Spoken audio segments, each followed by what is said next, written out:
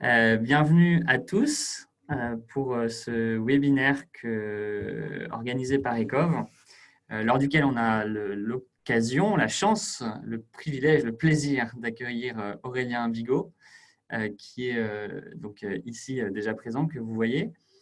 Aurélien va se présenter, mais il mène actuellement une thèse sur la question de la décarbonation du secteur des transports. Et c'est là-dessus qu'on va pouvoir revenir plus longuement. Avant ça, quelques mots. ECOV en 2 mots. ECOV en une entreprise dédiée au covoiturage local, au développement du covoiturage local sous forme de lignes de covoiturage que l'on déploie avec les collectivités locales pour créer un nouveau service public partagé dans les territoires périurbains et ruraux qui sont dépendants de la voiture individuelle. Et à ce titre, évidemment, on est extrêmement mobilisé, c'est même l'objet même de l'entreprise pour la transition écologique et le fait on va y revenir plus longuement, mais le fait d'augmenter le taux d'occupation moyen des véhicules est un élément clé de l'avenir du système de transport en général et du développement des territoires. Et donc, c'est dans ce cadre-là que l'on a des invités régulièrement, et notamment là, aujourd'hui, Aurélien Bigot. Eh bien, sans plus attendre, je vais te passer la parole, Aurélien, pour que tu puisses te présenter, puisqu'on n'est jamais mieux servi que par soi-même. Bien, merci beaucoup. Merci beaucoup pour l'invitation, pour l'introduction. Je vais essayer dès maintenant de partager mon écran. Parfait. Du coup, je pense que le plus important a été dit. Donc, moi, je fais une thèse sur la transition énergétique dans les transports depuis maintenant 3 ans, avec différents sujets sur à la fois l'analyse passée des émissions, plus sur les scénarios de prospective et voir quelles évolutions seraient possibles pour réduire les émissions des transports d'ici 2050, et puis une analyse aussi complémentaire sur la vitesse des mobilités. Donc, je vais essayer de vous présenter des éléments un peu sur ces trois grands chapitres, avec ici donc davantage un focus aussi sur la notion de sobriété, quelle importance de cette sobriété dans la transition énergétique à venir. Donc après, voilà, quelques slides, quelques éléments plutôt de contexte. Je vous présenterai donc, voilà, les trois principaux, ce qui sont les 3 principaux chapitres de ma thèse aussi. Et puis voilà, on va pouvoir revenir sur les principaux enseignements ensuite qu'on pourra faire de ces analyses. Donc je vais essayer de faire une présentation en une vingtaine de minutes. Donc, alors pour commencer par quelques éléments de contexte, c'est tout d'abord de regarder quelles sont les trajectoires d'émissions de la France au niveau des transports, mais aussi sur l'ensemble des émissions. Donc là, ici, il y a une période de 1960 jusqu'à 2050 sur ce graphique. On peut voir les émissions historiques donc de 1960 jusqu'à 2017. Où on voit du coup plutôt un maximum au niveau des années 70-80 sur l'ensemble des émissions de CO2, des émissions de gaz à effet de serre qui sont plutôt en baisse, en tout cas quand on regarde le périmètre territorial, donc des émissions sur le territoire national sur les dernières années. Et sur la même période, les émissions des transports ont été assez régulièrement en hausse, en tout cas jusqu'au début des années 2000. Donc on essaiera de voir notamment pour la mobilité des voyageurs à quoi est dû ce plafonnement sur les émissions totales des transports. Et aujourd'hui, elle représente à peu près 30% des émissions totales sur le territoire, ce qui en fait le principal secteur émetteur. En sachant que voilà, tout dépend du périmètre qu'on prend. Ici, c'est le territoire hors aussi international, donc hors transport aérien international. Et également, ça ne tient pas compte des émissions importées, donc ce n'est pas une approche empreinte carbone, mais uniquement les émissions sur le territoire. C'est aussi sur cette empreinte territoriale qu'il y a un objectif français d'atteindre la neutralité carbone à l'horizon 2050. Donc cet objectif vise à s'inscrire dans un objectif global au niveau mondial de limitation du réchauffement climatique à 2 degrés. Et donc qu'implique cet objectif? Ça implique de ramener la courbe de l'ensemble des gaz à effet de serre, y compris les émissions captées, notamment aujourd'hui par la croissance de la biomasse. Donc c'est le secteur, la courbe verte qu'on voit en bas du graphique. Le secteur d'utilisation des terres, leur changement et la forêt, aujourd'hui, c'est un secteur qui capte du CO2. Et donc l'objectif, c'est d'amener la courbe orange, donc tout gaz à effet de serre avec ce secteur du captage de CO2, ce qu'on appelle les émissions négatives, à 0. Et pour cela, la stratégie nationale bas carbone donc, prévoit de faire très fortement baisser les émissions de l'ensemble des secteurs, donc transport, industrie, logement, résidentiel tertiaire, agriculture, déchets, etc. Donc une division quasiment par 6, entre environ 450 millions de tonnes d'équivalent CO2 aujourd'hui et 85 à l'horizon 2050. Et dans le même temps, de faire un peu croître les émissions négatives jusqu'à 85 millions de tonnes d'équivalent CO2 pour avoir finalement un bilan net en termes d'émissions de gaz à effet de serre. Donc c'est ce qu'on appelle la neutralité carbone, ou un scénario qu'on pourrait appeler zéro émission nette, donc un scénario zen, bien que ce ne sera pas si zen que ça d'atteindre cet objectif. Et pour les émissions des transports, du coup, ce qui est fixé par cette même stratégie nationale, c'est d'atteindre quasiment zéro émission directe, donc c'est-à-dire les émissions en sortie de pot d'échappement. Donc là, on ne compte pas les émissions dans ce secteur des transports de la production de l'énergie utilisée, ni de la production des véhicules, qui se retrouvent plutôt dans le secteur de l'industrie, et non plus les émissions liées à la fabrication des infrastructures, qui vont être plutôt dans les autres secteurs industriels ou la construction de bâtiments, etc. Donc ça va être d'autres émissions qui ne sont pas comptées ici dans le périmètre de la stratégie nationale bas carbone, ni dans les principales émissions, les principales analyses que je vais présenter. Donc on pourra discuter aussi des implications de ce choix de périmètre, ou plutôt de la production des données qu'on a en France, qui ne tiennent pas non plus complètement compte de l'ensemble des émissions des transports. Pour atteindre cet objectif de neutralité carbone, et notamment pour baisser les émissions des transports, la stratégie nationale bas carbone met en avant 5 leviers pour réduire les émissions des transports. Donc, le premier levier, c'est celui de modération de la demande de transport. Donc, la demande de transport pour les voyageurs, c'est le nombre de kilomètres qui sont réalisés en France par l'ensemble des voyageurs. Le deuxième levier, ça va être celui de report modal. Donc, pour les voyageurs, c'est du report modal vers des modes moins émetteurs, que ce soit les transports en commun avec le bus, le car, le train, mais aussi les modes actifs, la marche et le vélo notamment. Le troisième levier, ça va être celui que vous connaissez bien à ECOV, d'un meilleur remplissage des véhicules. Donc là, la manière dont le remplissage des véhicules est calculé pour ces analyses-là, c'est le nombre de passagers par véhicule. Donc c'est le nombre de passagers aussi bien dans les voitures que dans les avions, dans les trains, dans les bus, etc. Ensuite, le quatrième levier de la stratégie nationale bas carbone pour baisser les émissions, c'est celui de l'efficacité énergétique des véhicules. Donc ça, c'est mesuré comme une consommation d'énergie par kilomètre parcouru par chaque véhicule. Et enfin, le dernier levier, c'est celui d'intensité carbone de l'énergie. C'est combien d'émissions de CO2 sont donc, du coup émises par unité d'énergie produite. Donc cette intensité carbone, elle est élevée pour le pétrole, et elle est beaucoup plus faible si on passe à des énergies alternatives. Donc après, tout dépend de quel type d'énergie et quelle est leur réelle durabilité, mais notamment la promotion de la mobilité électrique, du biogaz, des agrocarburants ou de l'hydrogène peut davantage s'inscrire dans ce cinquième levier. Si on regarde par rapport à une dichotomie dans laquelle on mettrait davantage ce qui relève de la sobriété énergétique, la sobriété énergétique, dans cette équation, elle n'est pas, on ne peut pas vraiment facilement l'isoler. On pourrait dire en tout cas que les 3 premiers leviers de demande de transport, de report modal et de taux de remplissage sont davantage des leviers assez structurels, comportementaux, qui questionnent davantage l'organisation des transports, les comportements de mobilité, et qui se rattachent davantage à la sobriété. On peut aussi voir de la sobriété dans certaines mesures d'efficacité énergétique, que ce soit aussi bien la réduction des vitesses sur les routes les plus rapides, on en a discuté beaucoup dernièrement avec l'idée de passer à 110 sur les routes et sur les autoroutes, mais aussi la réduction du poids des voitures. Ça peut être considéré comme des mesures davantage de sobriété que des mesures vraiment technologiques. Et bien sûr, il y a des interactions entre tous ces facteurs, donc même dans des évolutions très technologiques, elles peuvent être plus intéressantes si jamais on y ajoute de la sobriété.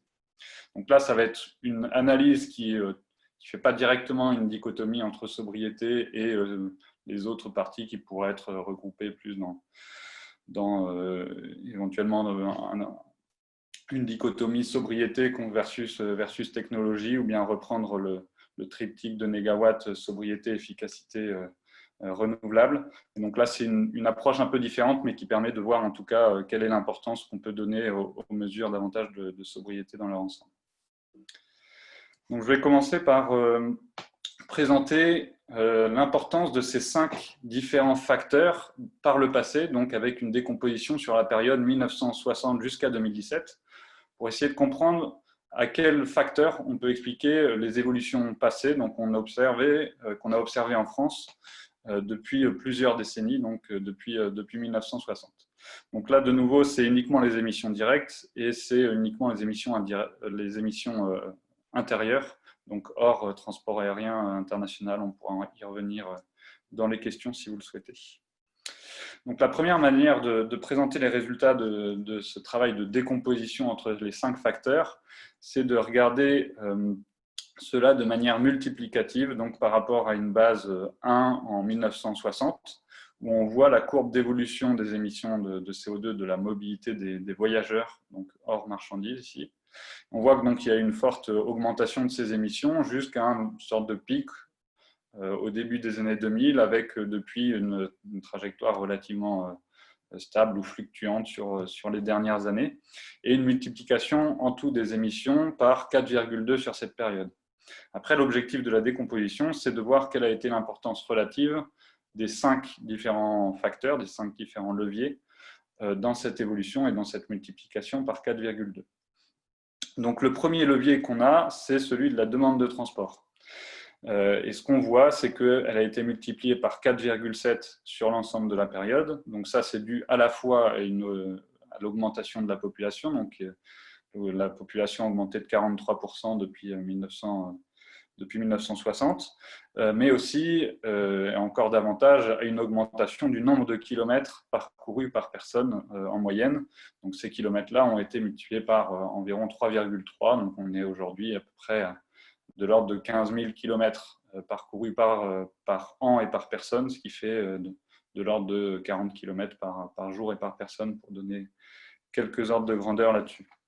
Donc, si jamais, comme on voit que les émissions et la demande de transport, leurs 2 courbes ont été très proches sur l'ensemble de la période, ça veut dire que la demande a été un facteur majeur de cette évolution des émissions, mais aussi que du coup, les émissions moyennes par kilomètre parcouru ont seulement très peu baissé, parce que la différence entre le facteur 4,2 et 4,7 est relativement faible.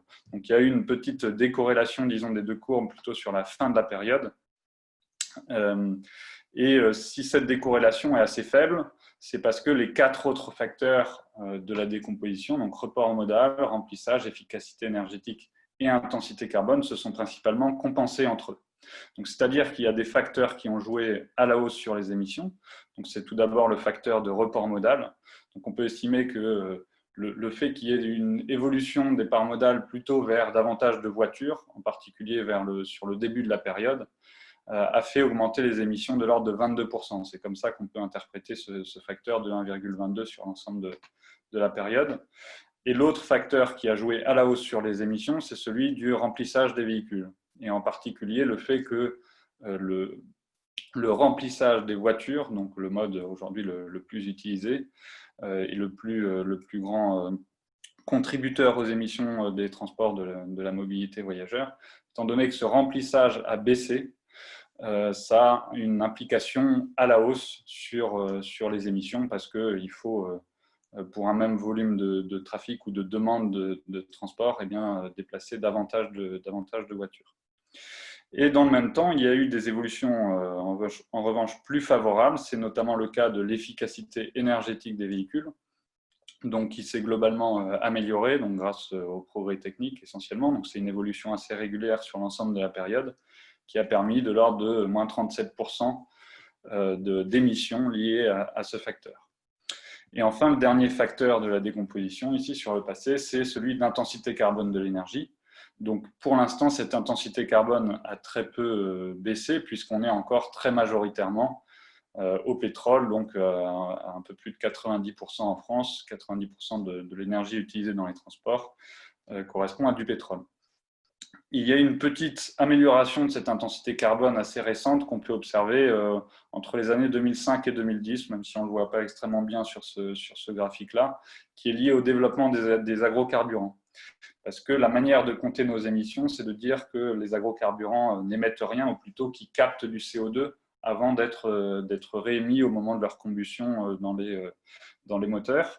Mais en réalité, quand on regarde une analyse de cycle de vie plus globale de ces agrocarburants, on se rend compte qu'en fait, ils ne permettent pas vraiment de réduire les émissions de CO2 des transports et qui ne sont pas moins intenses en carbone que le pétrole.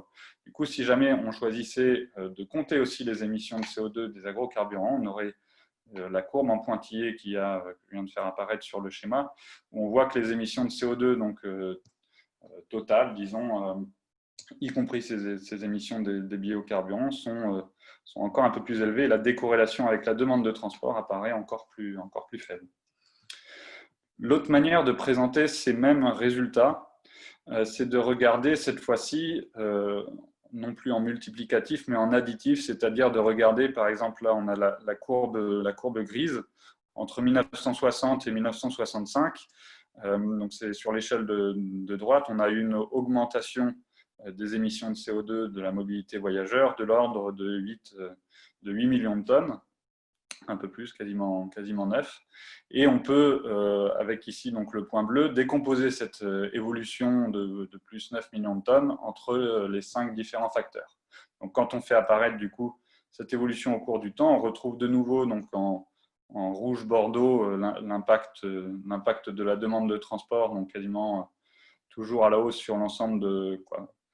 Là, on ne voit pas que sur le début des années 2000, il y a plutôt un ralentissement en tout cas de cette hausse, mais l'impact toujours majeur de la demande de transport. Et ce qu'on peut voir un peu mieux ici, c'est par exemple le fait que sur le report modal, l'effet était majoritairement négatif, donc plutôt à la hausse sur les émissions de CO2 sur le début de la période, et qu'à partir de 1995-2000, on a plutôt un effet dans le bon sens du report modal, donc plutôt un peu vers le train notamment, qui s'est un peu développé en pourcentage des kilomètres parcourus, même si l'effet mesurable est relativement faible.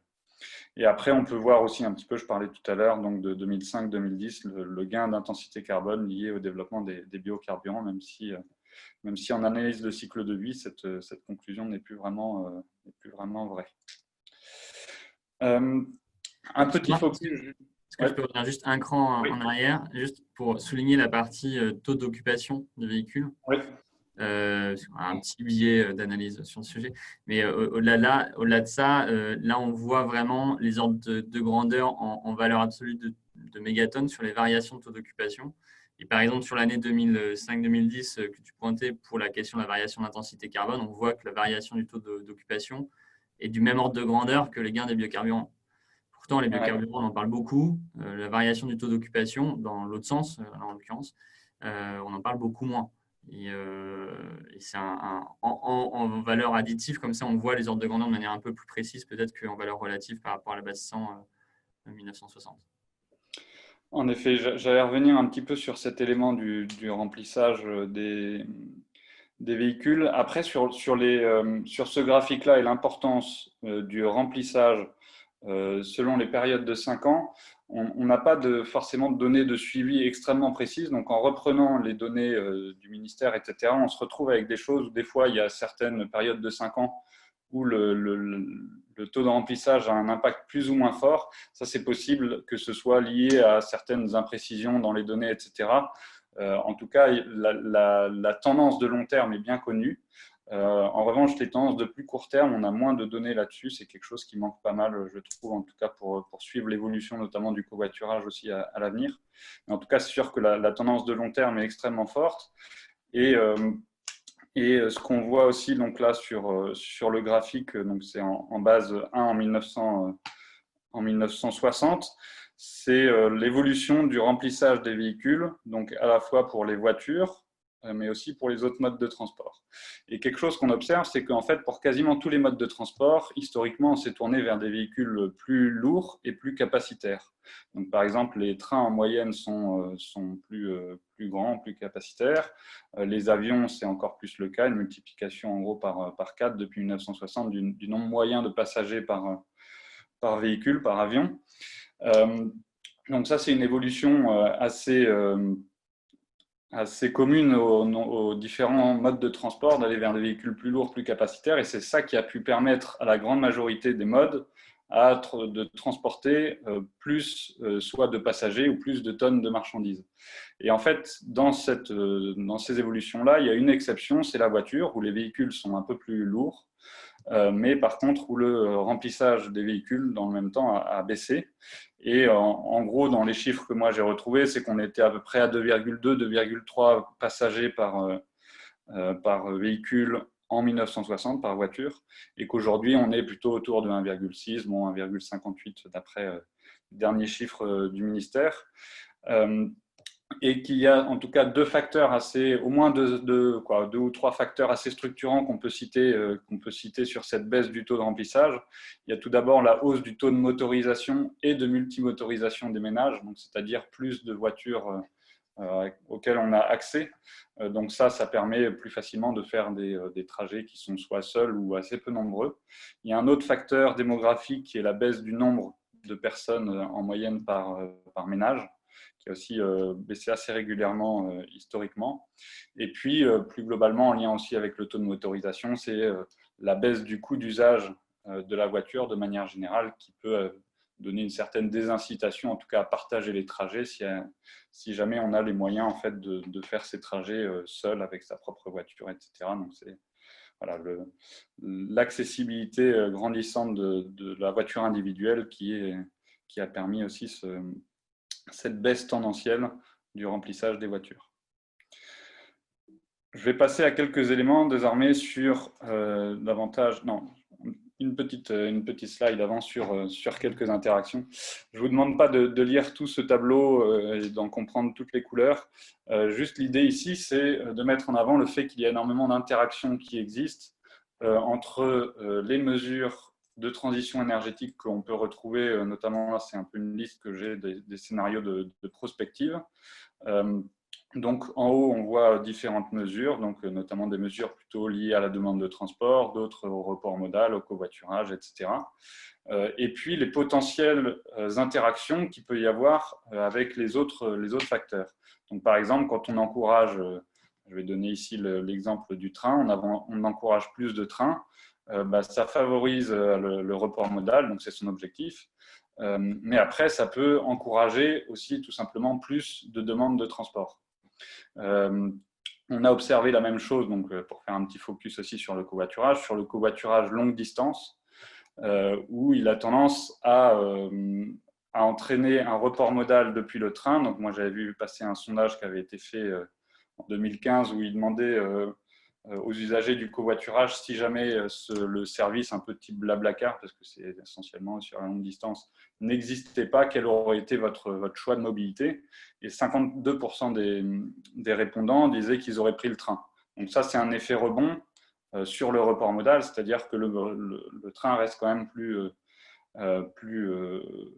vertueux, disons, d'un point de vue émission de CO2. Et l'autre effet rebond, c'est sur la demande de transport. Donc, il y a 13% des personnes qui disent qu'elles n'auraient pas voyagé, donc ce qui a un intérêt social évident. Mais en revanche, sur les émissions, bien sûr, c'est davantage un effet rebond, donc plutôt vers la hausse des émissions de CO2. Je reviendrai un petit peu tout à l'heure sur quoi les effets qui sont valables sur la longue distance ne le sont pas forcément sur la courte distance et selon les milieux, etc. Donc ça, vous le savez même mieux que moi, ça doit être des questions que vous avez assez régulièrement. Mais du coup, c'est important de prendre en compte ces effets rebonds. Et ce qu'on peut voir par le passé sur les principales mesures environnementales qui ont été essayées par les politiques publiques, ce sont pour beaucoup des mesures qui ont des effets rebonds potentiels sur le facteur de demande de transport. Donc, quand on regarde encourager les transports en commun, aussi bien routiers que ferroviaires, encourager les progrès techniques sur les moteurs, Ou bien ici, là, c'est plus encourager le taux de remplissage sur le transport routier de marchandises, donc sur les camions. Ça, c'est quelque chose qui a été aussi encouragé par les politiques publiques.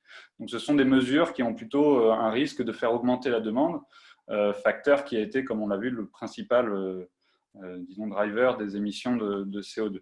Donc, les politiques publiques, en tout cas par le passé, qui se sont essentiellement concentrées sur des mesures visant à faire baisser les émissions de CO2 par kilomètre parcouru, ont plutôt eu un impact assez faible et en tout cas ont échoué à avoir une diminution très forte des émissions de CO2 par kilomètre parcouru. Donc ça, en tout cas, c'est un des enseignements qu'on peut tirer de la décomposition sur le passé. Désormais, on peut regarder sur les scénarios de prospective. J'en suis déjà à combien de minutes là? On a déjà un peu dépassé parce qu'on est à peu près à 25 minutes. Okay.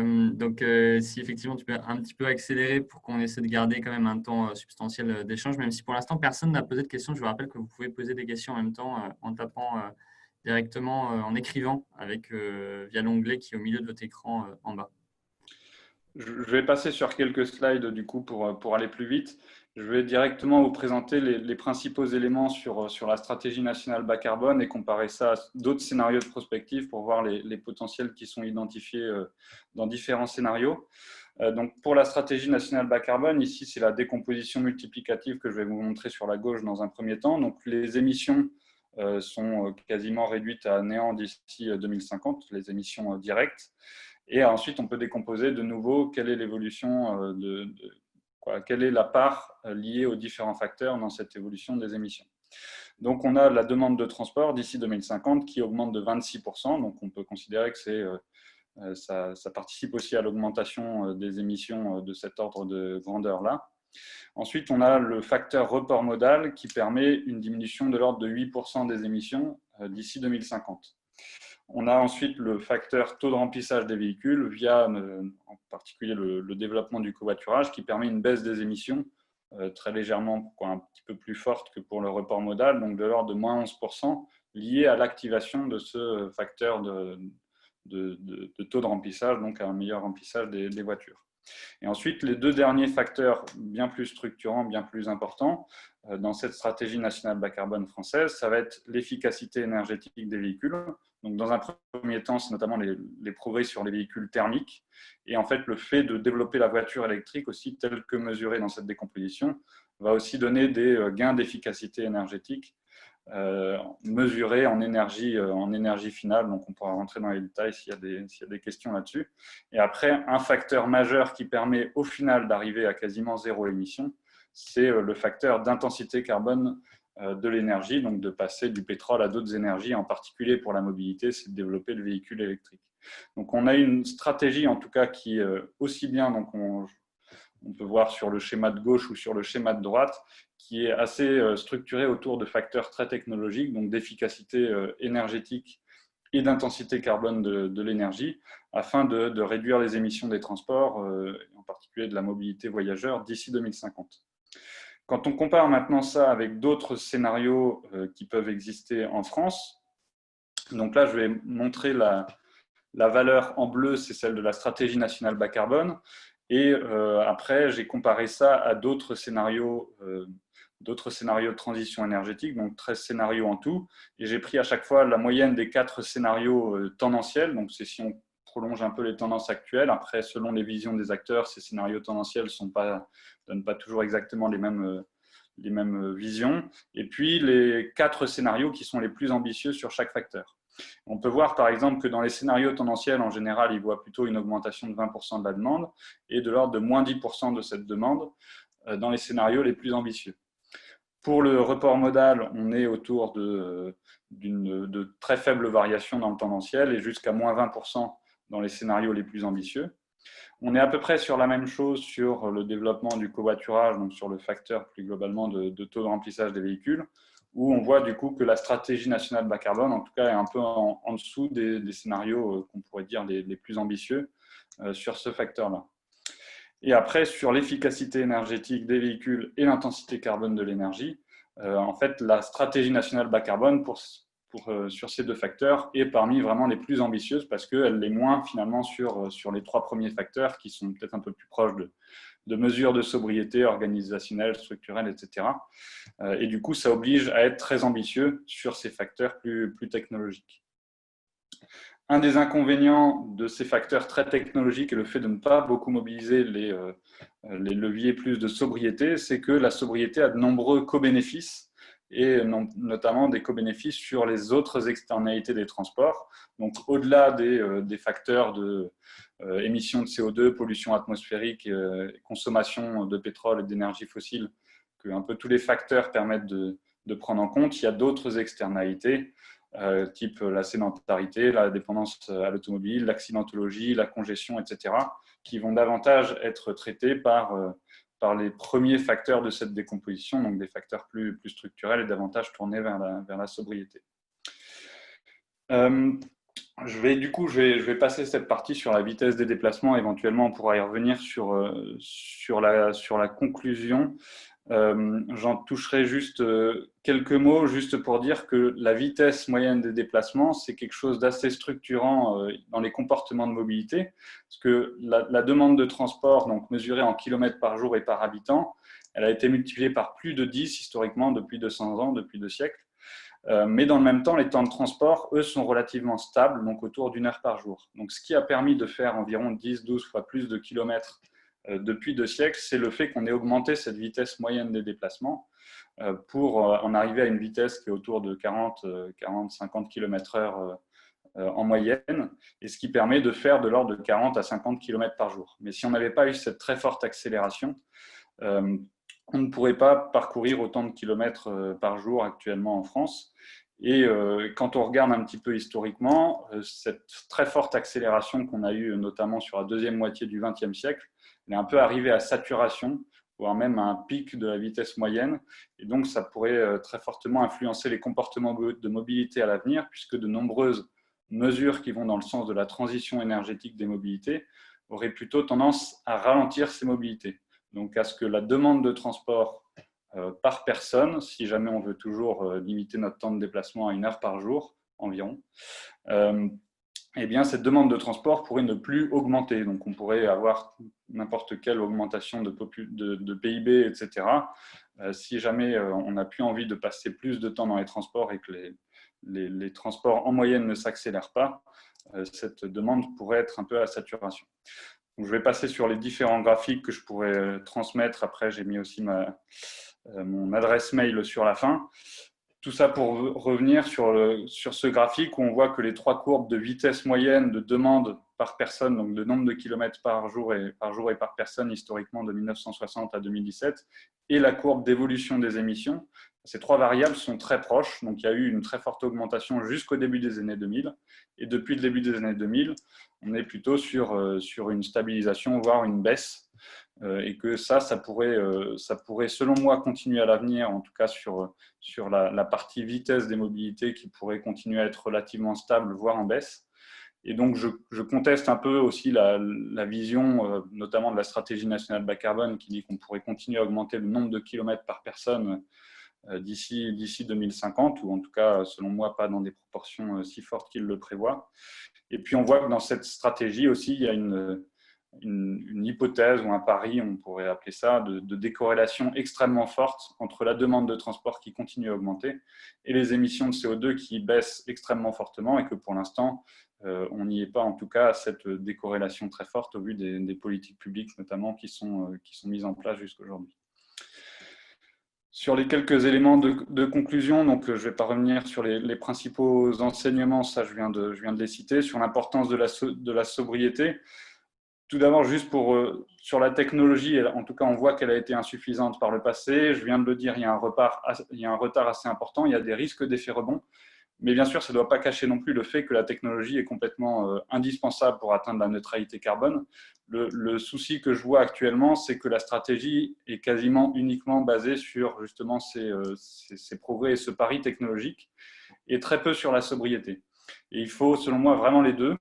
Et la sobriété, quand on regarde, donc quand on combine un peu l'ensemble des facteurs dans les scénarios de prospective qui sont les plus ambitieux sur ces leviers de sobriété, elle peut faire de l'ordre de la moitié du chemin vers la neutralité carbone. Donc, c'est quelque chose qui est très loin d'être négligeable et qui a des co-bénéfices très importants sur les autres externalités. Donc, ça, comme j'ai pu le montrer, donc c'est aussi une incitation forte pour développer ces mesures. Et puis très rapidement sur le covoiturage, cette fois-ci, j'ai aussi dit un petit peu les principaux messages. Donc il y a une baisse historique du remplissage des voitures, donc il y a certains facteurs aussi assez structurels. Donc c'est aussi ces tendances qu'il faut réussir à inverser pour le développement du covoiturage, qui a des risques d'effets rebond. Et selon moi, parmi les meilleurs moyens de limiter ces effets rebonds, et du coup je pense que là où on devrait concentrer un peu le développement et les aides au covoiturage, c'est notamment pour du trajet potentiellement assez régulier, typiquement du domicile-travail, il y a très peu de risque d'effet rebond sur la demande. Et dans les zones peu denses où il y a une très forte dépendance à la voiture, il y a peu non plus de risque d'effet rebond sur le facteur de report modal à partir du moment où les usagers sont déjà quasiment tous des automobilistes. Voilà, après, c'est un peu des éléments aussi ouverts à la réflexion parce que je suis sûr que vous avez aussi plein de choses à dire là-dessus, sur ce sujet que vous connaissez mieux que moi.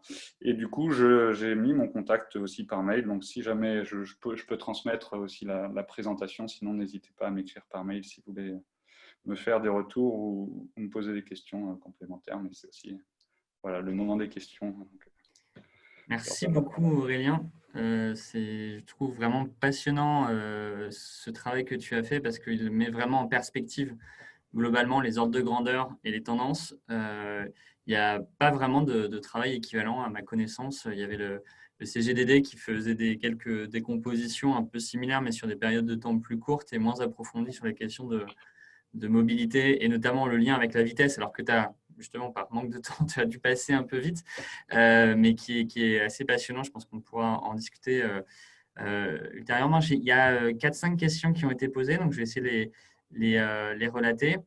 Alors, il y a une question qui porte sur le slide 9. La personne ne comprend pas le lien entre la consommation locale et le taux de remplissage qui est en figure en orange. N'ayant pas le slide 9. Oui. Ouais. Alors, ça dépend si je prends plusieurs questions d'une fois. Ou... Là c'est une question de compréhension, donc vas-y, là, rebondis directement dessus. Alors là, l'idée, c'était surtout cette couleur-là, elle est en particulier sur le transport de marchandises, mais elle peut aussi, non, peut-être moins sur le covoiturage.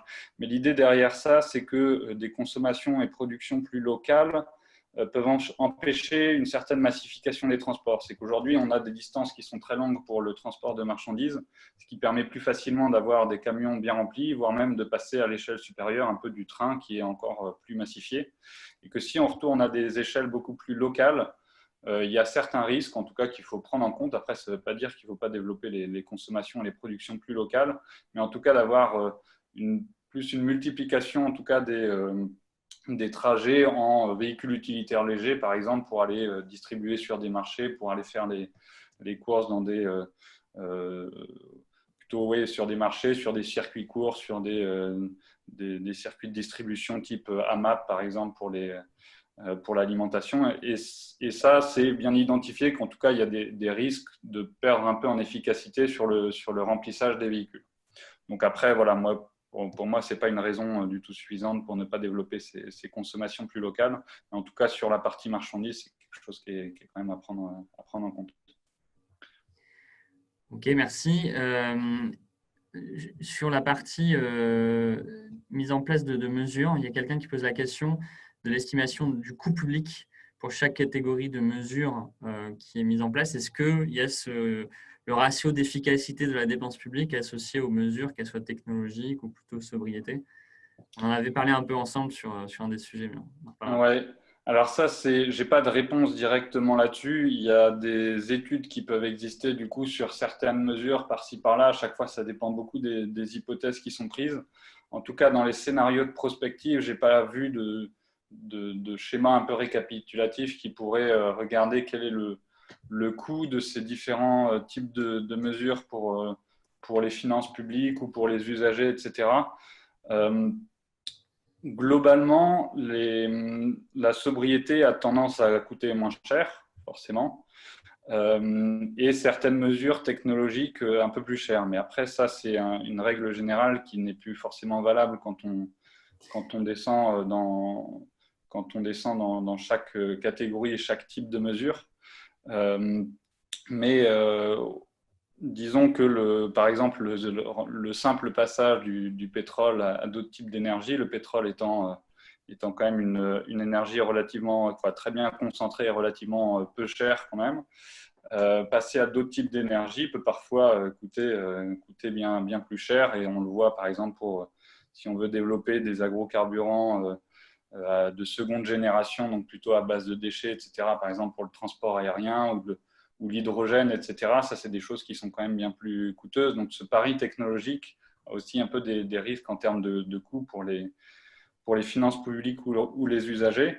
Mais après, la sobriété demande aussi des investissements, que ce soit en infrastructure, etc., qui permettent de donner des vraies incitations plus structurelles à des changements de comportement, parce qu'on sait que les comportements individuels sont beaucoup influencés plus globalement par l'urbanisme, par des structures, des infrastructures, des modes de fonctionnement beaucoup plus collectifs, et que ça peut demander aussi des investissements. C'est par exemple le cas pour le vélo, mais je pense que vous pourrez dire la même chose sur le covoiturage. Ce sont des modes qui, à l'usage, finalement, coûtent qui coûtent moins cher à l'usager par rapport à la voiture individuelle. Mais ça demande, à court terme, d'avoir des réelles politiques incitatives, notamment lancées par les politiques publiques, afin de vraiment créer un écosystème intéressant sur ces mobilités-là. Je vais me permettre de rebondir là-dessus. Effectivement, la sobriété, c'est pas juste faire moins avec la même chose, avec le même système. C'est imaginer un système socio-technique qui est un peu différent. Donc, en fait, ça oblige à réinvestir. Typiquement sur le covoiturage, c'est faire en sorte qu'on ait les infrastructures, type voies réservées, les points de rencontre. Donc, ça un peu induire du parking. Et puis, tous les systèmes qui permettent de faire en sorte que les gens puissent mutualiser leur trajet. Et ça ne se fait pas d'un claquement de doigts.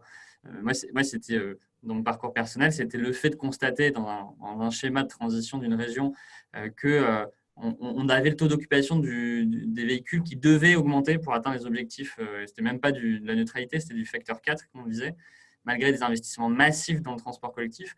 Et bien dans le covoiturage, il fallait que ça augmente, mais on ne se posait pas la question de comment et pourquoi ça allait augmenter. Or, structurellement, il n'y a rien, si on reste dans le système actuel, qui fera que les gens augmenteront le taux d'occupation. Donc, il faut effectivement investir. Mais ce n'est pas le même type d'investissement au sens de système technique, d'apparence hyper technologique, excitante, hydrogène ou électrique. C'est des investissements qui sont beaucoup plus systémiques dans l'usage des systèmes. Et juste pour l'ordre de grandeur, on avait fait un petit calcul ensemble. Alors, je vais le prendre pour moi, parce que c'est plutôt moi qui l'avais fait, puis pour ne pas t'engager, j'avais fait un calcul de coin de table. Si on reprend les ordres de grandeur d'impact et qu'on dit, pour faire simple, que la stratégie nationale bas carbone repose sur 90% d'efforts technologiques et 10% sur le taux d'occupation du véhicule, globalement, si on prend encore une fois un ordre de grandeur, et qu'on prend les investissements qui sont nécessaires pour passer au véhicule électrique, qui avait été chiffré par un rapport parlementaire il y a quelques mois, qui chiffrait, je n'ai plus le chiffre exact, mais qui était en centaines de milliards d'euros d'ici 2030, et qu'on rapporte au prorata les investissements qui sont nécessaires sur le covoiturage, il faudrait théoriquement, pour des moyens équivalents, qu'on investisse de l'ordre de 1,3 milliard d'euros par an sur le covoiturage. Autant dire qu'on est extrêmement loin de ça aujourd'hui, puisque le marché du covoiturage, on peut au mieux le chiffrer à 10 millions, 15 millions d'euros par an, en étant assez généreux. Donc, on n'est pas du tout dans les mêmes ordres de grandeur sur les efforts qui sont envisagés aujourd'hui. Peut-être pour ajouter un élément sur le coût de la voiture, c'est que les usagers voient beaucoup le coût marginal d'usage, comme on l'appelle, donc c'est le coût donc à l'usage, typiquement le carburant.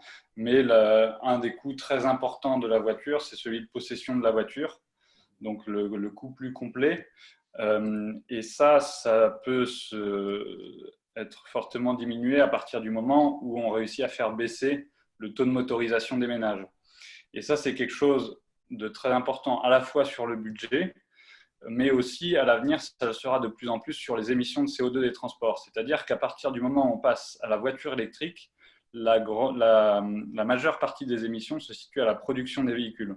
Donc, un des enjeux majeurs, ce sera presque d'avoir moins de véhicules en circulation, plus que l'enjeu actuel qui est plus qu'ils fassent moins. Aujourd'hui, c'est davantage d'essayer de faire moins de kilomètres pour réduire les émissions. À l'avenir, ce sera d'avoir moins de véhicules ou qu'ils soient plus légers pour qu'il y ait moins d'émissions liées à leur production. Donc ça, c'est, je pense, un changement aussi un peu de paradigme que va imposer aussi un petit peu le véhicule électrique, qui me paraît assez important en termes d'émissions et d'impact environnemental, de davantage prendre en compte les émissions donc, à la production des véhicules. Et il peut y avoir aussi des co-bénéfices très importants en termes de budget, étant donné les coûts de possession qu'implique la motorisation. Je rebondis à l'instant pour reprendre une question sur la question justement des émissions qui sont en dehors du territoire national. On te pose la question, pourquoi pas une approche de type bilan carbone dans tes analyses? J'aimerais bien faire ça, sauf qu'il n'y a pas les données nécessaires pour pouvoir le faire. Donc, soit c'est complètement un autre travail que je n'ai pas eu le temps de développer, soit en tout cas à court terme, je n'étais pas en mesure de le faire parce que les statistiques qu'on a sont uniquement des statistiques en émissions directes. Donc après, pour passer des émissions directes aux émissions, y compris production de l'énergie, ça peut être assez facile parce qu'en gros, pour le pétrole, il faut rajouter de l'ordre de plus 20% pour tenir compte de tout ce qui est production de l'énergie, son transport, son raffinage, etc. Pour l'électricité, on connaît les facteurs d'émission de l'électricité.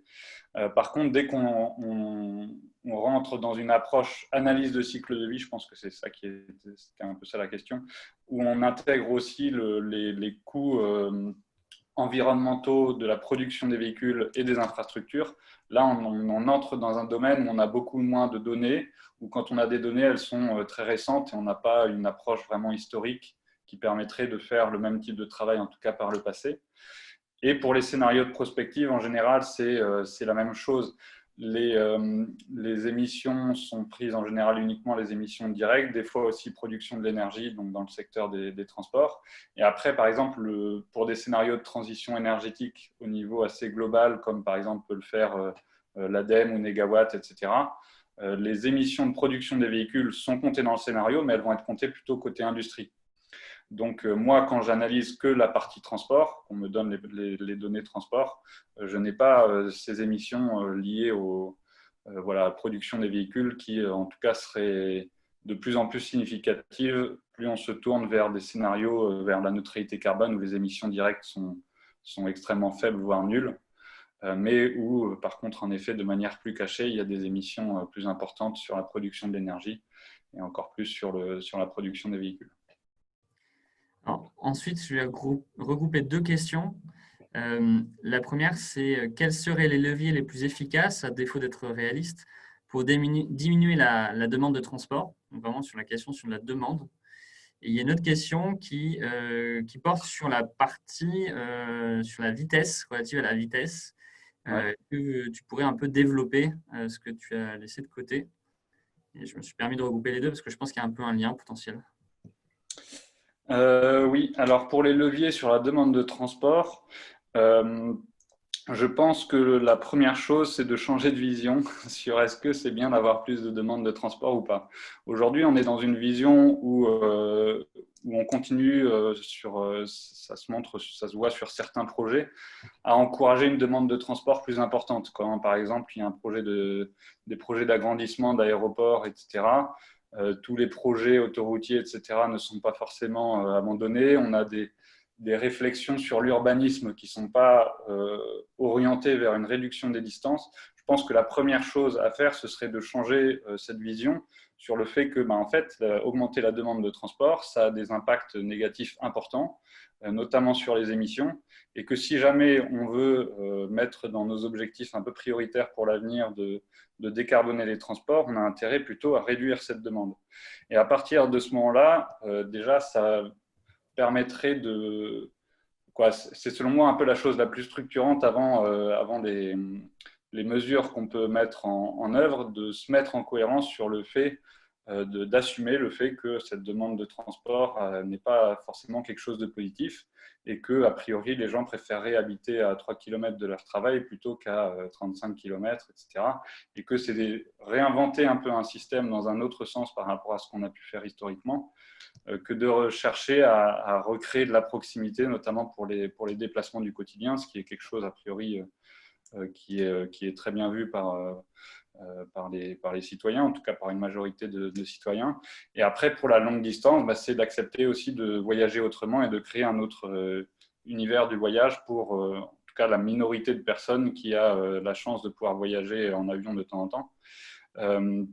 Mais pour essayer de recréer des voyages plus locaux, etc. Du coup, sur les leviers, en tout cas, je pense que parmi les plus importants, c'est ceux qui concernent l'aménagement du territoire. L'inconvénient de ça, c'est que les leviers sont généralement plutôt à moyen long terme, parce que l'urbanisme, ça ne se change pas du jour au lendemain. Donc, c'est d'essayer de faire en sorte que les nouveaux projets que ce soit de logement, d'implantation d'entreprises, etc., soit fait dans une logique d'essayer de minimiser les distances. Si je regarde aujourd'hui en Île-de-France, on a un projet, par exemple, sur le plateau de Saclay, de déplacer tout un tas d'entreprises, d'universités, etc., sur un même lieu qui est très loin de Paris. Ça, en termes de demande de transport, ça va faire qu'augmenter les distances. Et il n'y a pas forcément aujourd'hui des infrastructures de transport en commun, notamment suffisantes pour permettre d'absorber toute cette demande. Comme on a des distances assez longues, ce sera difficile de faire beaucoup de vélos. Donc, il y a forcément là, un potentiel sur le covoiturage à ce niveau-là, mais en tout cas, sur la demande, l'urbanisme n'a pas été pensé là sur ce projet-là de manière à réduire les distances. Après, c'est valable aussi sur les commerces. Quand on fait des commerces en périphérie des villes aussi, ça encourage une augmentation de la demande. Ce sont des réflexions aussi sur donc, comme je l'ai dit, la localisation des emplois, mais ça peut être aussi de donner des incitations aux employeurs pour avoir des salariés qui habitent plus proches ou pour encourager certains comportements, en tout cas qui permettent de réduire la demande. Ça peut être aussi en partie via le télétravail. Après, il y a un peu d'interrogation là dans le tableau qu'on a sous les yeux par rapport au fait qu'il y a des effets rebonds potentiels liés au développement du télétravail, par exemple d'habiter plus loin de son emploi si jamais on a la chance entre guillemets, si on peut y aller que 3 jours par semaine, ou aussi de pouvoir plus facilement partir en week-end si jamais il y a un jour qui est télétravaillé parmi les week-ends, parmi les jours où on n'est plus au domicile. Et après, il y a des choses qui sont du coup sur la longue distance. Donc, j'ai un peu cité l'aérien où là, ce serait un levier assez majeur, en tout cas pour réduire la demande à très longue distance. Et après, il y a en effet le levier de la vitesse des déplacements, où selon moi, si on arrive intelligemment à réduire la vitesse des mobilités, ça a un effet indirect sur la demande de transport. Donc, par exemple, ça c'est quelque chose du coup que je n'ai pas détaillé, mais au début des années 2000, ce qui explique la baisse de la vitesse moyenne des déplacements, c'est notamment la mise en place des radars en 2003. Donc ça a fait, à partir de 2003, donc ça a fait chuter la vitesse pratiquée sur les routes. Et ça a été, étant donné que les temps de transport en voiture sont en gros les 2/3 des temps de transport en France actuellement, ça a fait baisser l'ensemble de la vitesse moyenne des déplacements. Et donc, quand l'ensemble de la vitesse moyenne des déplacements baisse, il y a un peu deux types de réactions qu'on peut avoir. C'est soit on augmente les temps de transport pour maintenir un nombre de kilomètres constant, soit on décide de réduire un peu les distances de déplacement afin de s'adapter à cette baisse de la vitesse moyenne. Et ce que j'en vois de mes analyses, c'est qu'a priori, il y a eu un peu des deux, mais il y a eu notamment une baisse des kilomètres parcourus. Et que du coup, par exemple, une mesure comme les 110 km/h sur les autoroutes, on en a beaucoup parlé en termes d'impact sur l'efficacité énergétique. Pour moi, il y aura un impact indirect très intéressant sur la demande de transport qui serait de décourager en quelque sorte de traverser la France en voiture. ce qui, dans un monde qui veut atteindre la neutralité carbone, ne me paraît pas être un comportement hyper cohérent, hyper favorable, disons. Et dans le même temps, la baisse de vitesse sur les routes les plus rapides, c'est un peu ce qu'il y a aussi dans cette colonne-là, baisse de vitesse sur les axes rapides. Il y a aussi un impact potentiel sur le report modal, donc de davantage encourager par exemple le train ou en tout cas des véhicules qui ne roulent pas sur autoroute si jamais on réduit la vitesse sur les routes. Après, là où ça doit être fait, le risque d'une baisse des vitesses sur le 110 km/h, l'avantage, c'est qu'il y a assez peu de risques de contraintes importantes sur les trajets du quotidien, parce que donc on est plutôt sur du trajet longue distance sur l'utilisation des autoroutes et plutôt sur des utilisations de ménages assez aisés, parce que c'est plutôt les ménages aisés qui ont des voyages à longue distance plus importants. Du coup, en termes de répartition, d'impact social, selon moi, ce serait en tout cas quelque chose qui serait a priori moins négatif ou peut-être moins contesté, du coup, à voir que, en tout cas, la mesure des 80 km/h.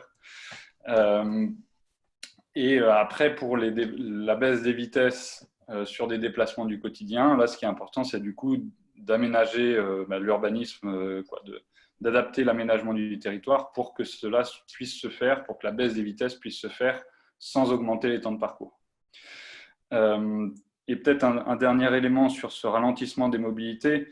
Là, j'ai beaucoup parlé de baisse de vitesse, par exemple, on passe de 130 à 110, de 90 à 80 sur les routes, etc., ou voire passer à 30 dans les villes.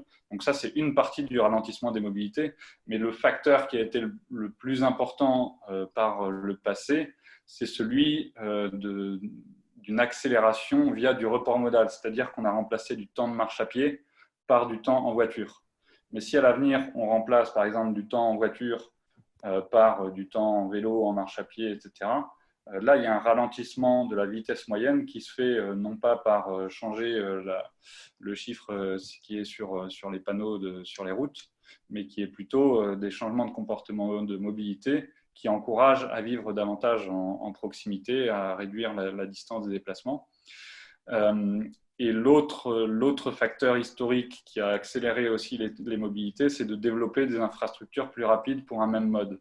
Donc, c'est par exemple le développement des autoroutes. Donc, quand on passe un temps en voiture de plus en plus sur des infrastructures rapides type autoroute plutôt que sur des routes de campagne, eh bien, ça permet d'accélérer aussi l'ensemble de la vitesse moyenne des déplacements. Je ne sais pas si je suis un peu trop long sur mes questions. Tu me dis s'il reste encore beaucoup de…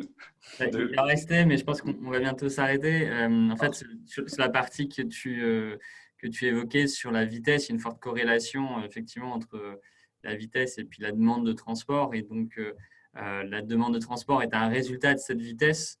Et on peut agir sur la vitesse pour induire la réduction de la demande de transport ou inversement, on arrive à réduire la demande de transport et ça se verra par une baisse de la vitesse mécaniquement. Et donc, c'est typiquement le cas d'un changement report modal. Donc, on peut agir sur les deux leviers, en fait. Et d'ailleurs, quand dans les effets rebonds covoiturage, il y a le fait de participer à la décongestion. Ça peut participer à l'accélération de la vitesse et donc induire de l'effet rebond. Alors, pour ce qui nous concerne, on est parfaitement conscient du risque d'effet rebond. On prend plutôt le covoiturage, la façon de le faire, comme un moyen pour la puissance publique de répondre à certaines équations auxquelles aujourd'hui on n'arrive pas à répondre. Et par exemple de permettre l'accès à la mobilité ou la réduction et les changements de comportement, mais ça doit mécaniquement, obligatoirement s'accompagner d'autres mesures qui vont éviter les effets rebonds, l'accroissement de la fiscalité carbone par exemple, le ralentissement sur les routes, la différenciation de vitesse en fonction du comportement, typiquement les voies réservées covoiturage, ou d'autres systèmes de pénalisation de ceux qui ne covoiturent pas, en clair, et que le coût moyen de l'usage augmente, mais sauf que ceux qui ont un comportement vertueux, en l'occurrence on parle de covoiturage, mais ça marcherait pour les autres mesures, soient moins pénalisés et en fait même bénéficiaires de la nouvelle situation. Donc c'est pour ça que c'est vraiment un système global qu'il faut arriver à toucher Et le covoiturage est une façon potentiellement de desserrer un nœud actuel pour ensuite mettre certaines contraintes de politique publique. Donc, c'est aussi pour ça qu'on est complètement convaincu que le covoiturage est une politique publique parmi d'autres qui doit être incluse dans l'ensemble du système de mobilité. Il y avait d'autres questions qui portaient sur la stratégie nationale bas carbone. En quoi ça lie le gouvernement? En quoi il y a un impact sur les collectivités? Peut-être que tu peux dire en un mot, en une minute avant de conclure. Du coup, c'est sur le… Je n'ai pas compris la sous-question qu'il y avait derrière. En gros, c'est la stratégie nationale bas carbone telle qu'elle existe. Quel est l'impact pour le gouvernement? En quoi les décisions du gouvernement sont liées, par exemple? Pareil au niveau des collectivités. Ok. Alors, la stratégie nationale bas carbone, du coup, c'est le document de référence sur la stratégie climat en France, en tout cas le document de référence sur la stratégie long terme et aussi sur des budgets carbone à plus court terme. Donc, l'objectif, c'est que toutes les politiques gouvernementales puissent être alignées avec cette stratégie. Après, ce que répète notamment le Haut Conseil pour le climat qui regarde la compatibilité des politiques publiques actuelles avec cette stratégie nationale, c'est que pour l'instant, il n'y a pas assez de suivi ou pas assez en tout cas, d'intégration des enjeux climatiques dans l'ensemble des politiques publiques, donc celles qui sont liées de près au climat, mais aussi celles qui ne sont pas forcément directement liées. Et du coup, il n'y a pas aujourd'hui, en tout cas, cette cohérence qui est faite entre l'objectif, donc celui de neutralité carbone, le document stratégique qui est celui de la stratégie nationale bas carbone, et les décisions qui sont prises et qui viseraient, en principe, en tout cas, à atteindre cette stratégie. Et l'objectif de neutralité carbone. Moi, ce que j'en vois aujourd'hui, en tout cas, je peux parler surtout sur le secteur des transports, c'est qu'on a beaucoup de retard sur les budgets carbone. Donc ça s'est déjà vu parce qu'on a loupé les premiers objectifs de réduction des émissions des transports à court terme. Mais les tendances même pour les prochaines années, c'est qu'a priori, comme la stratégie nationale se repose essentiellement à court terme sur des gains d'efficacité énergétique et que ce qu'on a vu sur les dernières années, c'est que les progrès d'efficacité énergétique sur les voitures neuves vendues sont très largement insuffisants. Selon moi, ça veut dire que si jamais il n'y a pas de baisse de la demande de transport comme là il y aura pour 2020 lié au confinement, donc une année vraiment exceptionnelle, disons, en gros, les objectifs de la stratégie nationale bas carbone à court terme, a priori, ne vont pas être atteints parce que le principal levier sur lequel on comptait n'est pas du tout au rendez-vous, voire même au lieu de continuer à baisser en termes d'émissions et même d'accélérer, on est plutôt sur une stagnation sur les dernières années en termes d'émissions des voitures neuves. Donc, en principe, en tout cas, ça devrait être un document assez structurant. Ça l'est, mais en tout cas pas de manière suffisante pour atteindre les objectifs de court terme qui sont fixés dans le document. Et après, tout l'enjeu aussi, c'est que cette stratégie qui est nationale, donc au niveau du gouvernement, puisse aussi être reprise à des niveaux plus locaux. Donc ça, après, je ne suis pas du tout spécialiste, mais il y a notamment des plans climat, air, énergie territoriaux, où là, il peut y avoir des opportunités pour des collectivités pour davantage intégrer ces enjeux à des niveaux plus locaux qui sont aussi complètement indispensables dans la transition énergétique et écologique de manière globale. Donc ça, il y a des liens en tout cas à faire davantage pour que la stratégie aussi ne soit pas qu'une stratégie au niveau national, mais aussi au niveau plus local. Je crois que je vais m'arrêter parce que j'ai fait beaucoup plus qu'une minute, encore une fois. Désolé pour mes longues réponses. Merci beaucoup Aurélien pour tes réponses. Je pense que ta présentation illustre parfaitement les enjeux macro. Justement, c'était le sens de ta conclusion qui doit être liée au micro et que chacune des solutions peut être un morceau de solution, mais si elle n'est pas remise dans son contexte, si elle n'est pas accompagnée de mesures compensatoires, complémentaires, peut être négative ou en tout cas très certainement insuffisante. C'est bien tout un système socio-technique qu'il faut changer, à la fois du regard jusqu'aux solutions très concrètes, très opérationnelles et aux politiques publiques à toutes les échelles, du national au local. C'est ça qui est absolument passionnant et en même temps très complexe. Donc, merci beaucoup pour ta présentation qui nous a permis d'avoir la big picture, comme on dit en bon français, sur ces sujets. Et Et j'espère qu'on aura l'occasion de pouvoir rééchanger prochainement sur ces sujets pour les faire avancer chacun respectivement à notre mesure. Merci beaucoup, merci à tous les participants et à bientôt. Merci, à bientôt. Au revoir.